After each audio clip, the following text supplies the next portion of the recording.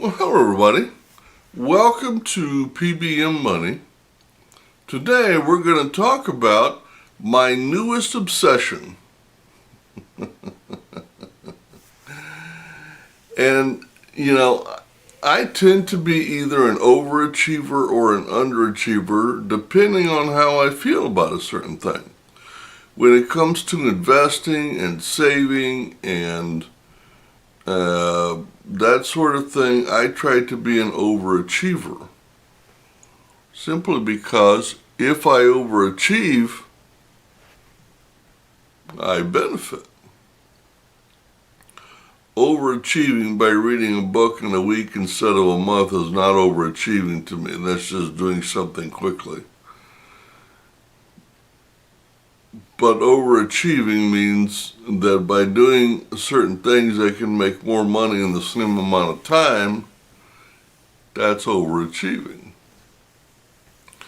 Now, in the last 4, 5, 6 months, I have talked several times about building different asset classes at the same time while you're reaching your investment goals. And for us right now, it's buying real estate.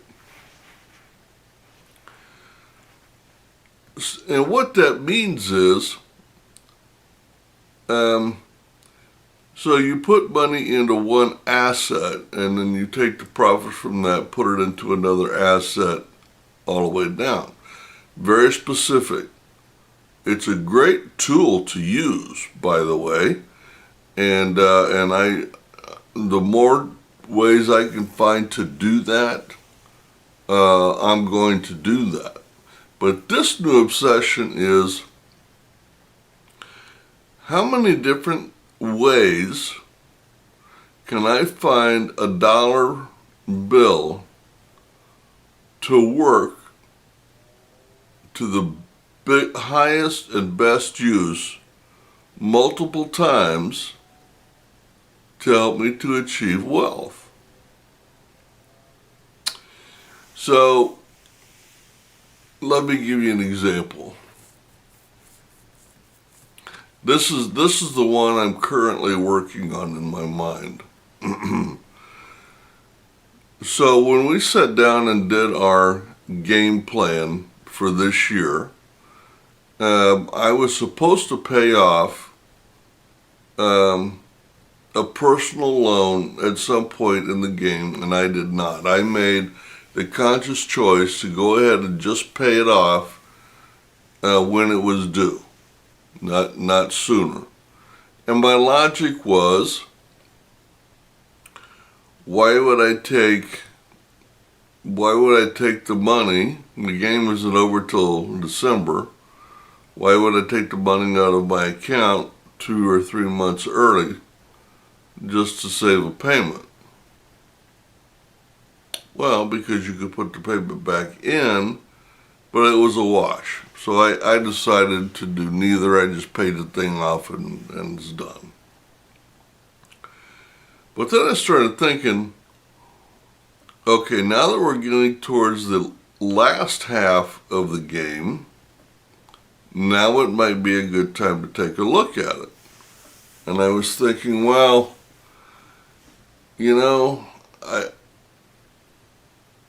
at the same time, I'm also supposed to take $500 off my credit cards and put it in one of our assets. I haven't done that yet. And I went through and looked. There's over $1,000 on my credit cards, and I'm ashamed to say I'm too lazy to go get the money.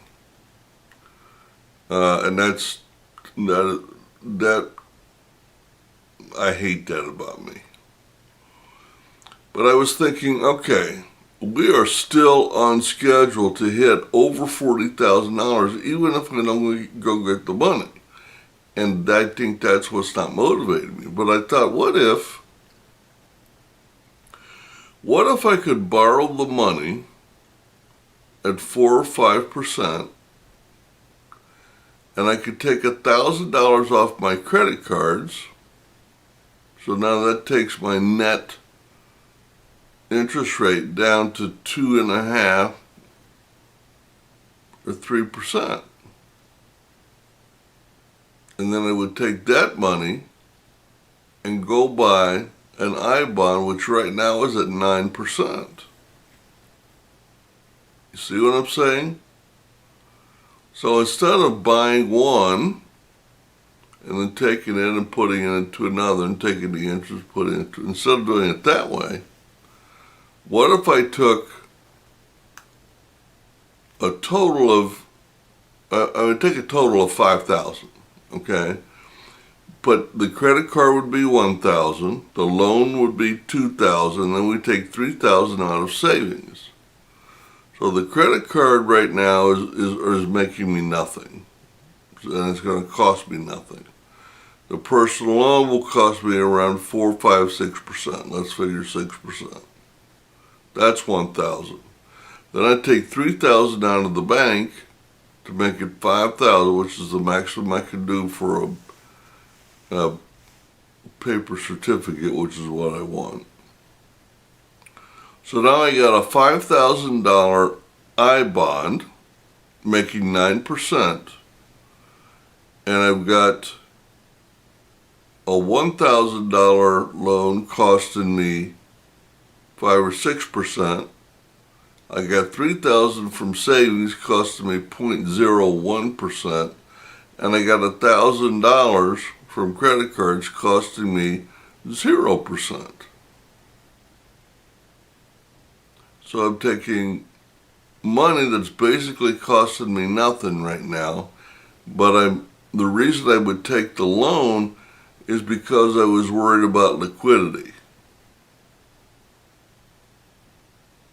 I still would, I'm only taking $3,000 instead of $4,000 or $5,000 from my savings, but I'm taking it from 3 different categories. So the net would be around 2%. 6% for 1,000, 0.05 for 3,000, and 0% for 1,000. So 1-2% tops. And I'm making 9%. That is a good deal to me. And that is a way to get the most from each dollar, from each category, from each thing at the same time to make money. Now, the other way that I mentioned earlier was building asset classes, and you would take, as an example, we would take $5,000 and put it into the mutual fund. The mutual fund would hold it for a while. Then we would take it out of the mutual fund.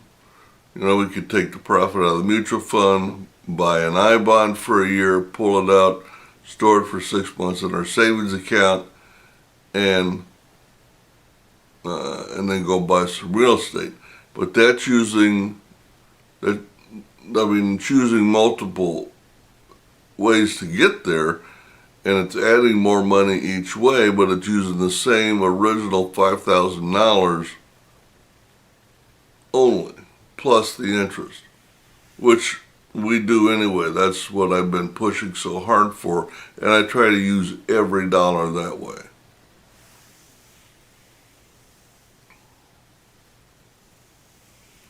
Another way that you could look at this, if you, like, as an example, if you play credit cards, you don't use the cash back, but you use the points system. You could get a credit card and do the spend down for a sign-up bonus. So let's say you got, 180,000 points for hotels. All right? You get the spend done on that one. Then you get a miles card, and you get 80,000 points on that card. So now, talking in generalities, you've got 2 round-trip plane tickets to anywhere in the continental United States, and depending on the hotel that you stay at, 2 or 3 nights in a hotel, that neither one of them is going to cost you anything. And then what if in between the time you got those 2 cards and the time you went on vacation, and while you were on vacation, you use the cashback credit card? You get the cash back. When you get back off of vacation, you wait till it reaches a certain point. You take the cash back, put it back in your savings account, and you're right back to where you are, or were, within reason. So you basically are getting a trip by combining points and cash back and timing the cards just right, so that you could take a trip for almost nothing, and by the time you get back, you're ready to go on another vacation. And that's by using the same logic, using money you're going to spend anyway to pay for a vacation into the future. You see what I mean? So it's my new obsession to figure out how I can do that the most. And I think right now, because I am worried about liquidity, if anything happens, I want to stay as liquid as possible. But on the other hand, making 9% in this market is a good deal.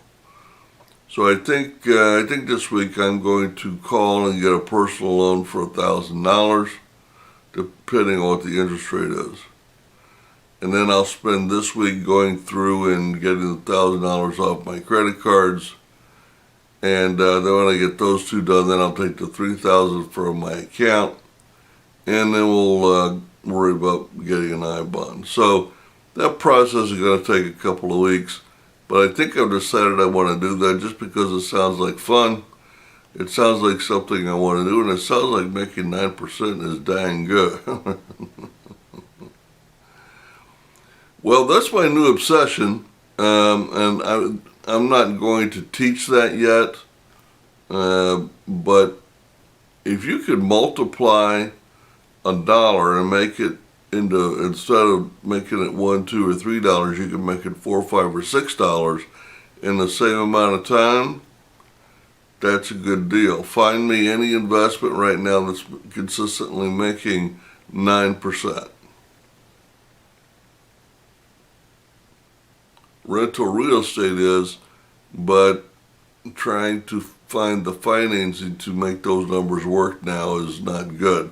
The last loan I got was in March, and that one was 4.88. So we're vastly, real estate only goes 6 to 8%. So I'm guessing interest rates are up over 6 right now, close to 7. The margin there is way too close, and the amount that it takes is way too much.